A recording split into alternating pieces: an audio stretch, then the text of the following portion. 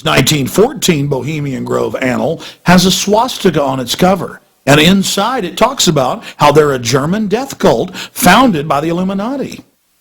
But some of you are saying, wait a minute, the Nazis invented the swastika. That was their symbol. You're talking about 1914 and 1920. My friends, the swastika was used by the Buddhists. It was used by Native Americans. It is a sun symbol. And it was used by Druids in Europe thousands of years ago. In the 1920s and 30s in the U.S., it was a symbol of good luck, like a horseshoe.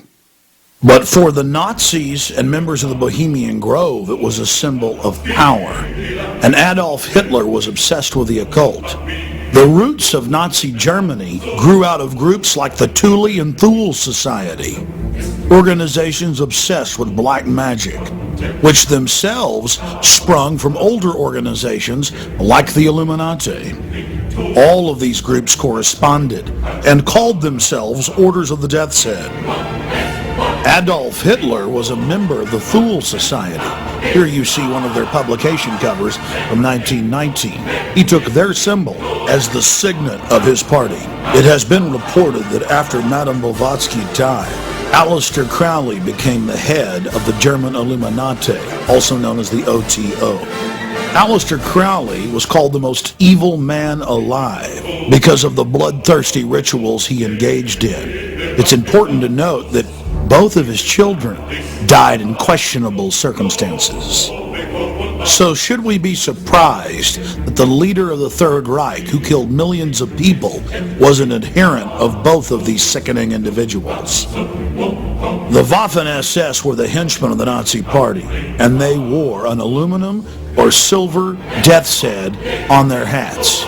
Here you have a famous field marshal of World War I, and adorning his headdress is a death's head. In reality, all of Hitler's actions were nothing more than a manifestation of the deepest and darkest dreams of the Order of Death. And remember that the Order of Skull and Bones of Bohemian Grove are nothing more than offshoots of this global movement. The Nazis wore a skull and crossbones on their hats. Compare that to the skull and bones symbol. And beneath that, an early Nazi Party medal, not just with a swastika, but the 32 or 322 of Skull and Bones. We see these symbols throughout Nazi culture, especially on their icons and standards. Hitler believed that they drew power from these symbols, and he publicly talked about it.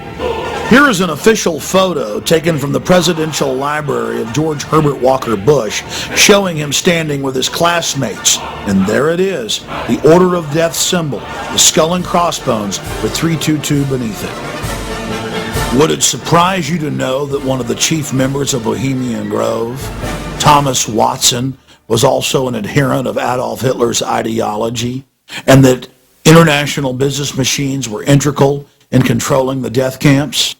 IBM was absolutely essential in assisting Hitler in numbering and exterminating the Jews and other undesirables. The famous tattoos on Jews' arms were international business machine numbers that were entered into the computers. The computers would then decide how long to keep someone alive and how hard they could be worked according to height and body weight as well as age. Here's a photo of Mr. Watson with Adolf Hitler in the late 1930s. It's not a coincidence that today IBM is the backbone of national ID card technology in the United States and across the world. Ford and General Motors were also involved in the Nazi war machine right through the war, and not one of these robber baron industrialists was ever prosecuted. Here is the international business machine that calculated the deaths of millions. The modern Olympic symbols have nothing to do with Greece. They were drawn and designed by Adolf Hitler, and we still use them today. The Order of the Death's Head symbols are all around us, but the general public is too blind to see it.